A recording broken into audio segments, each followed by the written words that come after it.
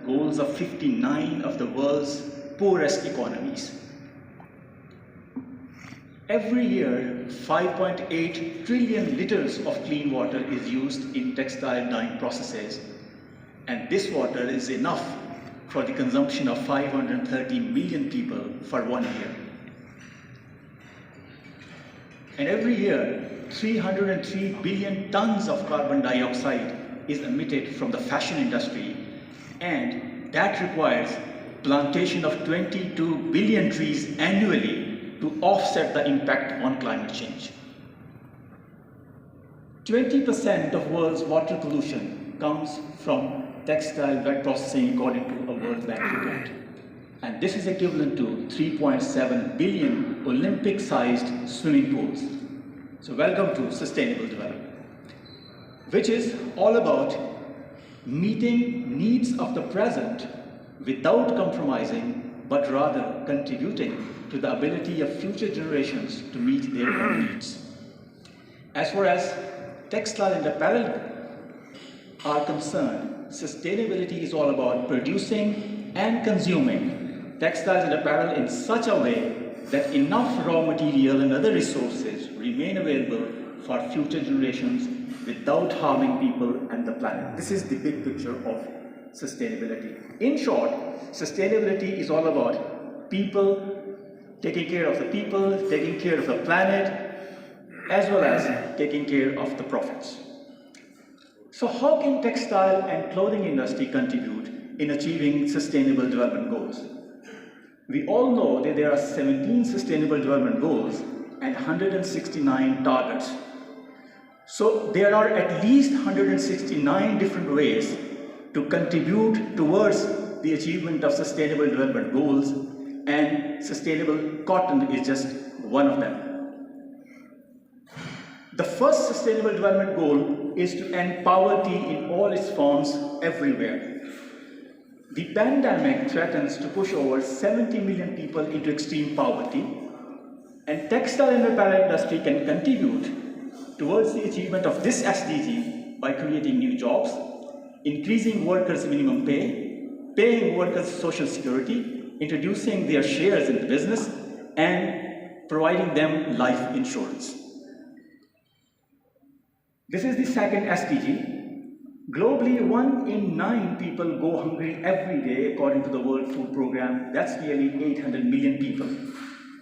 And textile companies can contribute towards this SDG by subsidizing food in workers' cafes, distributing free food among poor as CSR, etc. Good health and well-being of every human being is the third Sustainable Development Goal of the UN. And textile companies can contribute towards this goal by producing medical and healthcare textiles, producing personal protective equipment, for example, helmets, seatbelts, airbags, arranging workers' health insurance, reducing use of hazardous chemicals, and banning smoking at workplaces.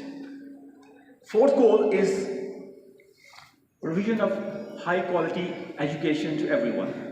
More than 200 million children are out of school in the world, and only 60% of young people will be completing upper secondary education in 2030. And textile companies can contribute towards this goal by providing free daycare centers for workers' children, building free schools for workers' children, and giving scholarships to students, mainly. Similarly, fifth goal is the gender equality. And textile companies can contribute towards this goal by increasing female ratio in jobs and increasing female ratio in leadership positions, managerial level and director levels. Sixth goal is the provision of clean water and sanitation. 3 in 10 people lack access to clean drinking water, and 80% of industrial waste water goes to rivers without any treatment. And textile companies can contribute towards ensuring availability of sustainable management of water and sustainable for all, by supplying clean water and water filters to all workers, even for their homes, providing good sanitation facilities to workers, reducing, treating, and reusing their textile effluent, and increasing water use efficiency throughout the production process, not just in cotton growing, but also in textile processing. Seventh SDG is all about clean energy. Energy is the dominant contributor to climate change, accounting for 60% of total global greenhouse gas emissions. Textile companies must increase their share of renewable energy and they must improve energy use efficiency. In that way, they'll be contributing towards this 7th Sustainable Development Goal. 8th one is the provision of decent work and economic growth. And textile companies can do technological upgradation and innovation.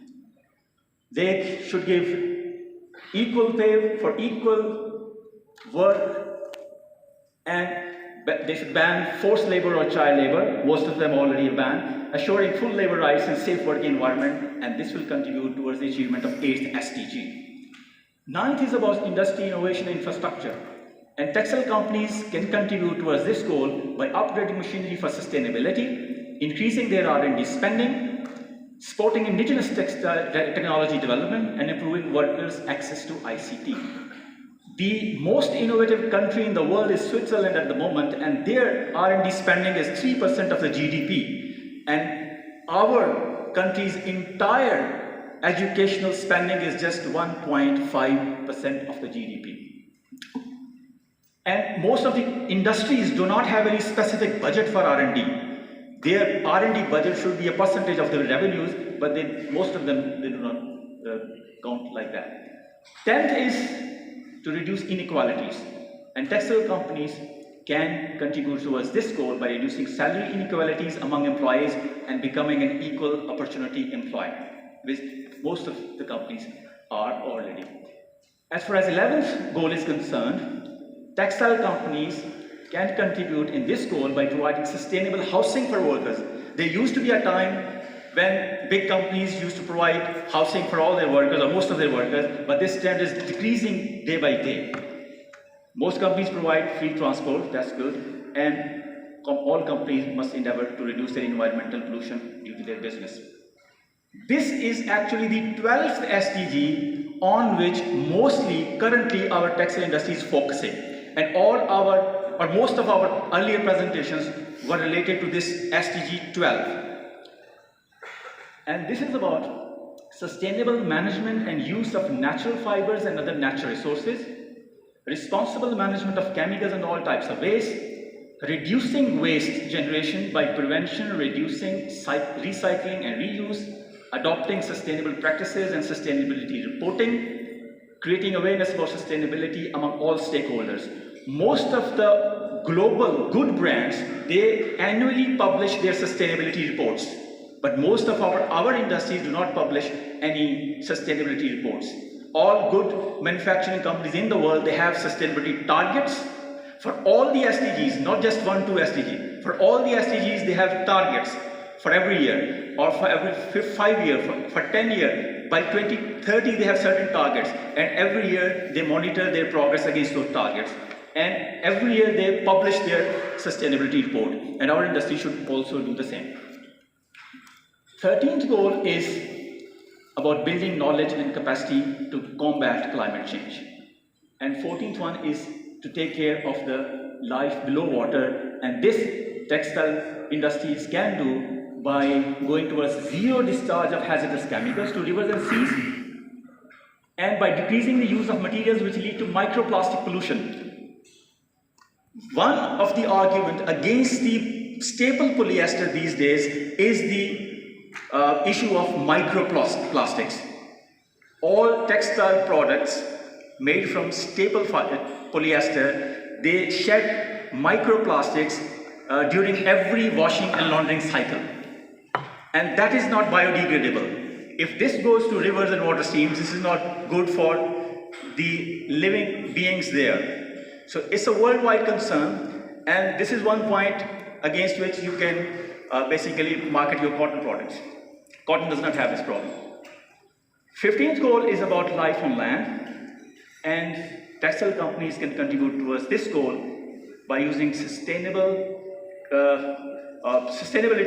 use of terrestrial and inland fresh water for production, and sustainable production and reuse of regenerated cellulosic fibers such as tencel, modal, viscose rayon, etc.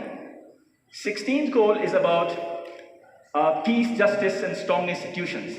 And textile companies can contribute towards this goal by complying with all international, national, and company laws and rules related to workforce, saying no to all types of corrupt business practices, and ensuring availability and transparency of information and traceability of products.